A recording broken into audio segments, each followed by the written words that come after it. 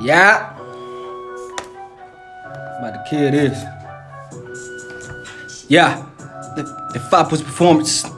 The first point performance is proper exit, check body position and count. Jumpers hit it. Upon exiting the aircraft, snap into a good tight body position. Keep your eyes open, chin on your chest, elbows tight into your sides, hands on the end of the reserve with your fingers spread, bend forward at the waist, keeping your feet and knees together, knees locked to the rear, and count to 6,000. At the end of your 6,000 count, immediately going to your second point of performance. Check canopy and gain canopy control. Reach up to the elbow lock position and secure the front set of risers in each hand. Simultaneously conducting a 360-degree check up your canopy. Your slider should be fully extended and begin to slide down the suspension lines. If during your second point of performance you find that you have twists, you must compare your rate of descent with your fellow jumpers. If you are falling faster than your fellow jumpers, or you cannot compare your rate of descent with your fellow jumpers, immediately activate your reserve parachute using the pull drop method.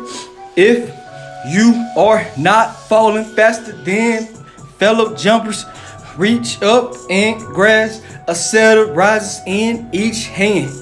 Thumbs down, knuckles to the rear.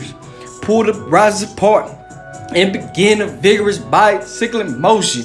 When the last twist comes out, immediately check canopy and gain canopy control. Your third point of performance is keep a sharp lookout at all times and constantly compare your rate of descent. Yeah. Remember the 3 rules of the air and repeat them after me. Always look before you slip. Always slip in the opposite direction to avoid collision. And the lower jumper always has the right of way. Avoid fellow jumpers all the way to the ground by maintaining a 25-foot separation and continue to compare your rate of descent with fellow jumpers. During your third point of performance, release all appropriate equipment tied downs. This brings you to your fourth point of performance, which is prepare to land at approximately 100 feet above ground level or treetop level. Look below you to ensure there are no fellow jumpers and you lower your equipment. Then slip into the wind. Attempt to utilize the slip assist loops or slip assist tabs and execute a one riser slip opposite your direction of drift. You will execute a one riser slip by grabbing a 1 to 3 arm length slip depending on the wind. If the wind is blowing from your left, reach up with your left hand and grab either riser on the left side and pull a 1 to 3 arm length slip deep into your chest. If the wind is blowing from your front, reach up with either hand and grab either riser on the front side and pull a 1 to 3 arm length slip deep into your chest. If the wind is blowing from your right, reach up with your right hand and grab either riser on the right side and pull a 1 to 3 arm length slip deep into your chest. If the wind is blowing from your rear, reach up with either hand and grab either riser on the rear side and pull a 1 to 3 arm length slip deep into your chest. If you decide to pull a 2 riser slip, secure the risers opposite your direction of drift and hold them deep into your chest. After you have slipped into the wind, you will assume a landing attitude by keeping your feet and knees together, knees slightly bent, elbows tightened to your side with your head in your eyes on the horizon. When the balls of your feet make contact with the ground, put your chin down to your chest and execute a proper parachute landing fall PLF. Your fifth point of performance is land. You will make a proper parachute landing fall by hitting all 5 points of contact. Touch them and repeat them after me. Number 1, balls of your feet. 2, calf. 3, thigh. 4, buttocks. And 5, that pull-up muscle. You would never attempt to make a standing landing. Remain on the ground and activate both of your canopy release assemblies using either the hand and shoulder method or the hand assist method to activate your canopy release assembly. Using the hand and shoulder method, reach up with either hand and grasp the corresponding safety clip. Pull out and down on the safety clip, exposing the cable loop. Insert the thumb from bottom to top through the cable loop. Turn your head in the opposite direction and pull it down, out and down on the cable loop to activate your canopy release assembly. Using the hand assist method, reach up and grasp the corresponding safety clip. Pull out and down on the safety clip, exposing the cable loop. Insert the thumb from bottom to top through the cable loop. Reinforce that hand with the other. Turn your head in the opposite direction and pull out and down on the cable loop. Place your weapon into operation and remove the parachute harness. The next item I will cover is recovery of equipment. Once you are out of parachute harness, remove all the air items from the equipment rings and zip and turn the universal parachute recovery bag right side out. Place the parachute harness inside the universal parachutist recovery bag with the smooth side facing up.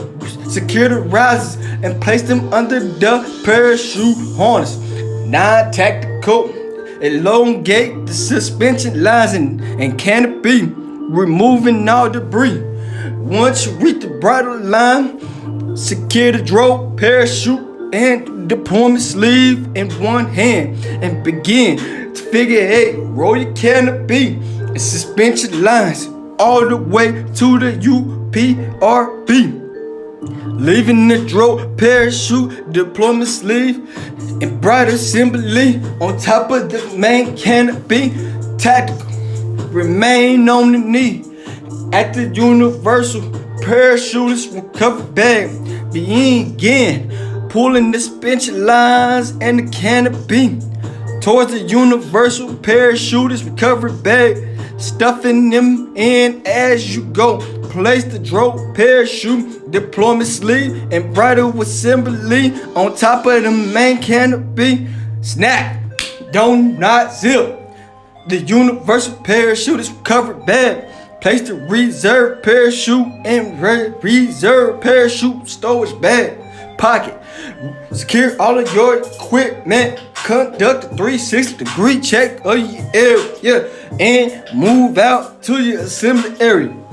The next item I will cover is the activation of the T11 reserve parachute. To activate the T11 parachute, the reserve parachute, you will use the pull drop method. Jump is headed. Maintain a good tight body position. Grasp the rip cord handle with either hand. Throw your head back to the rear. Pull out on the rip cord handle and drop it. Your reserve parachute will activate.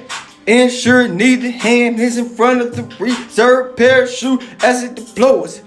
After you activate your T11 reserve parachute, secure the reserve risers at approximately 200 feet AGL. Slip into the wind and prepare to land.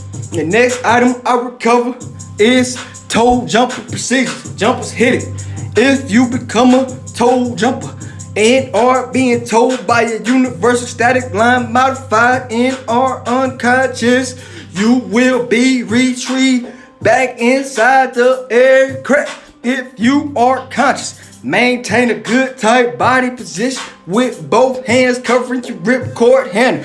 An attempt will be made to retrieve you inside the aircraft. As you near the parachute door, do not reach for us. Continue to protect your ripcord handle.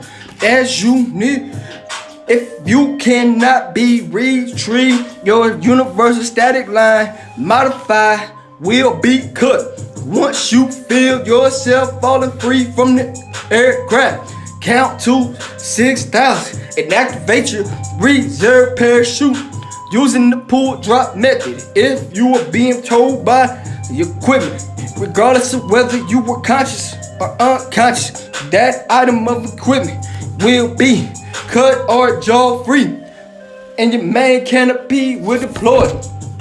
The next item I will cover is malfunctions. Remember to continue to check your canopy for any damage or irregulation and compare your rate of descent throughout your entire jump. And if any time you can compare your rate of descent, or if you are falling faster than fellow jumpers, immediately activate your reserve parachute using the pull drop method. Yeah.